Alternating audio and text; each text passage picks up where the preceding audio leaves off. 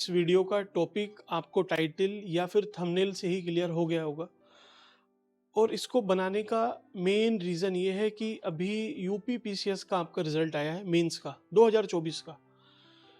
Obviously जैसा कुछ बच्चों का होता है, कुछ का नहीं होता।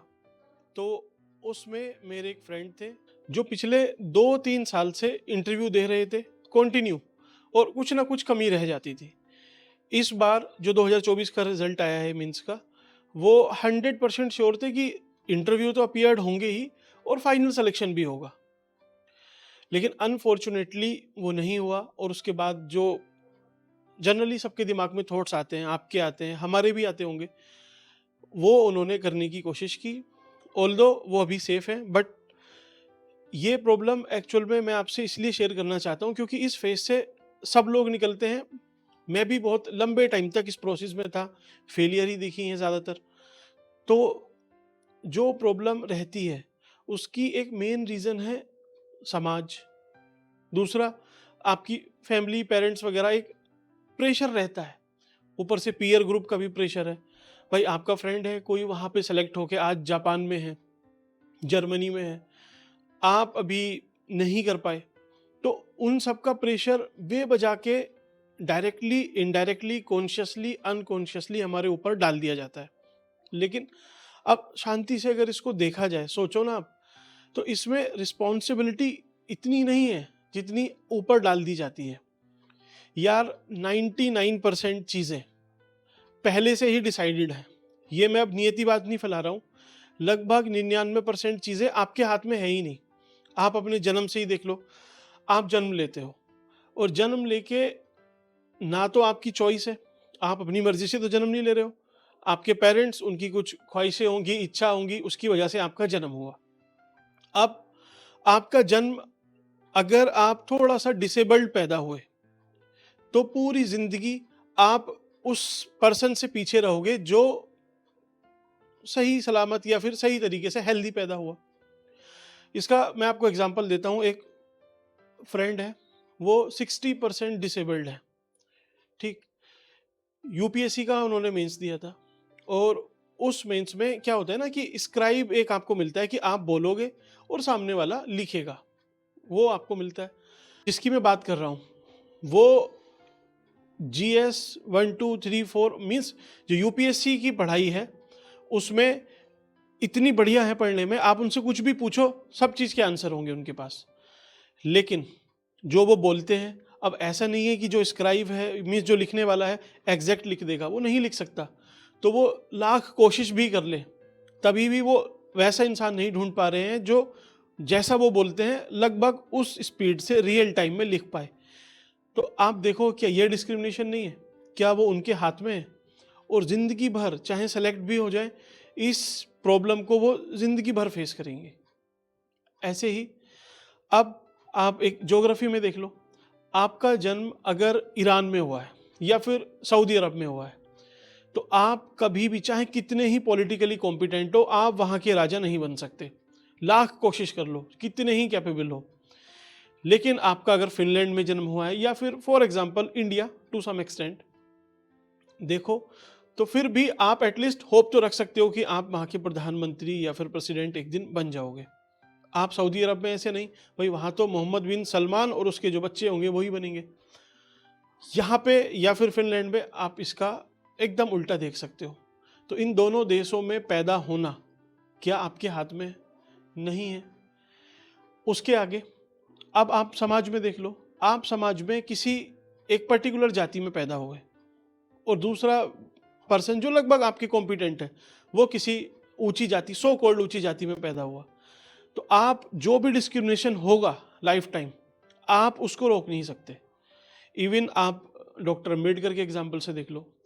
भाई उनसे ज़्यादा पढ़ा लिखा, विद्वान, दुनिया भर की डिग्री करने वाला शायद ही उस टाइम पे कोई होगा, और वो पूरी ज़िंदगी डिस्क्रिमिनेशन के खिलाफ लड़ते रहे, लड़ते रहे, लड़ते, लास्ट में उन्होंने रिलीजन ही चेंज किया, तभी भी डिस्क्रिमिनेशन नहीं रुका।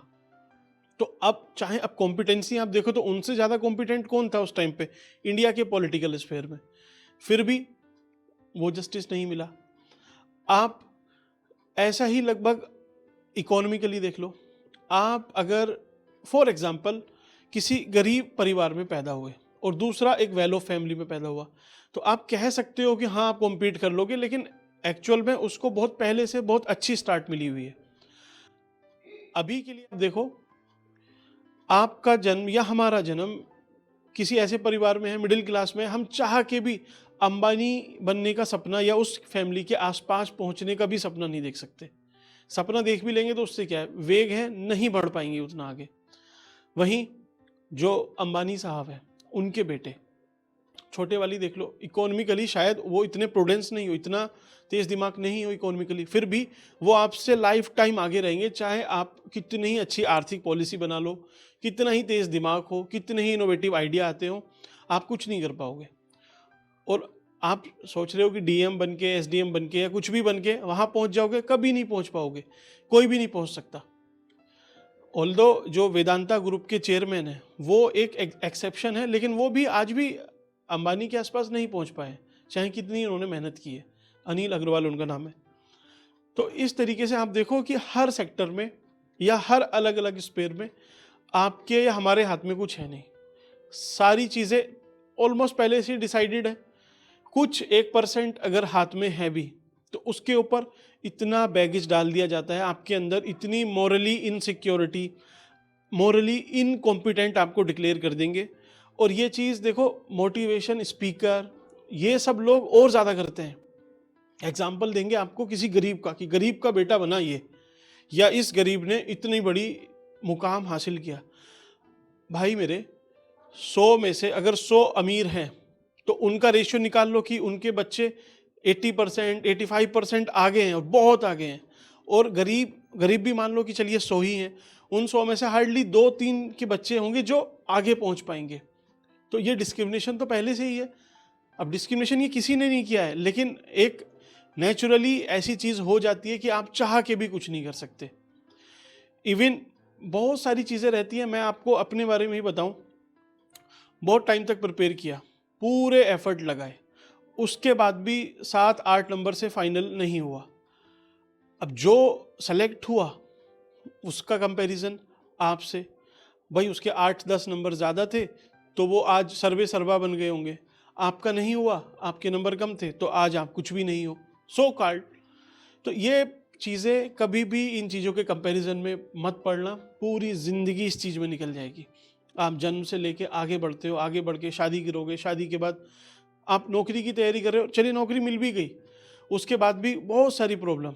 अब शादी के बाद हो सकता है आपकी पार्टनर से नहीं बने, उसमें गड़बड़ है, तभी भी टेंशन है। आपके बच्चे पैदा हों, उसमें कोई प्रॉब्लम है, तभी भी टेंशन है। आगे बढ़ते हो, कुछ हेल्थ की आपको इशू है, अब दुनिया भर की बीमारी चल रही है, तभी भी आपके पास सब कुछ है, टेंशन रहेगी। आप 50 के आसपास पहुंचते हो तो आदमी वैसे ही ख़त्म हो जाता है। और एवरेज एज आप देख के चलो, आज के टाइम पे 55-60 साल हेल्दी जी रहा है आदमी, 50 ही साल जी रहा है, बाकी तो बस जीवन उसको काटना है। और जैसे ही आप 60 या फिर मर भी जाते हो, सपोज फॉर एग्जाम्पल, क्या आप एक टाइम पे एक चीज़ कन्फर्म है कि डेथ तो होनी ही है।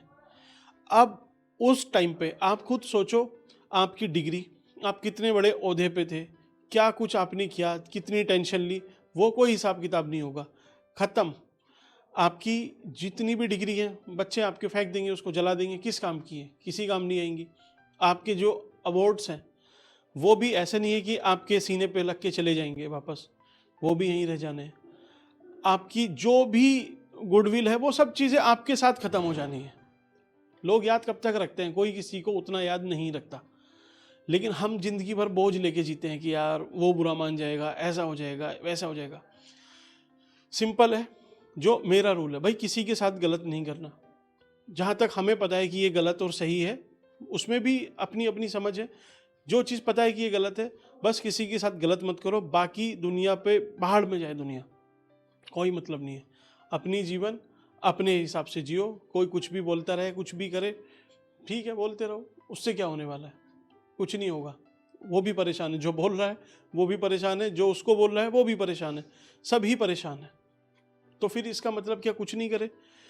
कुछ काम जो आपको मिला हुआ है या जिस फेज में जो भी है, आप स्कूल में हो तो भाई पढ़ना पड़ेगा, पढ़ो उसमें, ऐसे नहीं कि अपने आप कुछ हो जाएगा। आप पढ़ो, उसके चक्कर में कि हाँ अगर नंबर नहीं आया तो मैं मर जाऊँ या मर जाऊँगी, वो नहीं करना। पेपर पेपर देना है, फॉर्म भरना है, पास हुए तो ठीक, नहीं हुए तो भी ठीक। अब ये है कि यार इतनी हालत ख़राब हो जाती है कि भाई मरना ज़्यादा बेटर लगता है रादर जीने के। तो देखो, जब तक 2 टाइम की रोटी, 3 टाइम की भी छोड़ो, 2 टाइम की रोटी, अच्छा स्वास्थ्य और ऊपर छत है, मीन्स आराम से जीते रहो, कोई दिक्कत नहीं है, इतना ही है मिनिमम। चाहे कोई कितना ही करोड़पति हो, 6, 7, 8 फीट में ही वो निमट जाएगा, उतने में ही सोता है, उससे ज़्यादा स्पेस नहीं लेगा। भले ही वो कितना बड़ा मैंशन बना ले, कितना बड़ा आइलैंड खरीद ले, कुछ भी खरीद ले, उससे बड़े एसेट तो नहीं है कि खुद को फैला के सो लेगा, तो वो भी नहीं हो पाएगा। खाने के लिए आपके पास चाहे कितना ही गोल्ड है, खानी रोटी पड़ेगी, सोना तो खा नहीं सकते। तो सारी चीज़ें ये मिनिमम 2-3 चीज़ें हैं जो ज़रूरी हैं, वो है तो फिर कोई दिक्कत नहीं। अभी तो सरकार भी मुफ्त का राशन वगैरह देती है, तो आराम से भूखा तो आज के टाइम पे कोई नहीं मरने वाला। बस जीना है, खुश रह के जीना है, घूमो फिरो, जो करना है करो, बस किसी को फालतू के परेशान मत करो, और कोई परेशान करे तो उससे परेशान होना नहीं है, उसकी सॉल्यूशन निकालो कि कैसे उससे बचा जाए। ऐसे ही अभी एक एप्स्टीन फाइल का चल रहा है, न्यूज़ में आपने देखा होगा। अब देखो, उसमें भी आप देखो ना, उसके बाय नेचर देखो कि उसमें सिर्फ लड़कियों की ही तस्करी हो रही थी, उन्हीं के साथ सारा हरेसमेंट सब कुछ उन्हीं के साथ था, लड़के के साथ तो नहीं हुआ। अब लड़की होना लड़का होना ये आपके और हमारे हाथ में भी नहीं है कि ये लड़की कुछ भी पैदा हो, वो आपके हाथ में नहीं है। तो फिर डिस्क्रिमिनेशन लेकिन डिसाइडेड है कि लड़की के खिलाफ ज़्यादा ही होगा, या फिर जो ट्रैफिकिंग होगी, ये सब जितने गलत काम है वो लड़की के साथ होंगे, इनसिक्योरिटी लड़की को होगी। लड़के को अभी तक तो मीन्स एटलीस्ट कह नहीं सकते, बाकी कुछ ना कुछ उसका भी हैरेसमेंट चलता ही है। सो मोरल यही है, अपनी लाइफ अपनी शर्तों पे अपने हिसाब से जियो। दुनिया आपको कोई सर्टिफिकेट नहीं देगी, चाहे आपके कोई फैमिली मेम्बर हो, कोई भी आपका फ्रेंड हो, सोसाइटी हो, या कुछ भी हो, एनीथिंग एल्स। लोड लेके नहीं जीना, मस्त जियो, खुश रहो, बाकी ये सब चलता रहेगा जीवन में। कभी भी आप आज से 10 साल पहले सोच लो, आप तभी भी परेशान थे, पिछले कोरोना के टाइम पे देख लो, अभी भी देख लो, आने वाले टाइम में तभी भी परेशान रहोगे। बस कोर्स चेंज होते रहेंगे, अभी नौकरी का है, फिर किसी और चीज़ का, फिर और किसी चीज़ का। उतना लोड लेके नहीं जीना, आराम से खुश रहो, बाकी दुनिया जाए भाड़।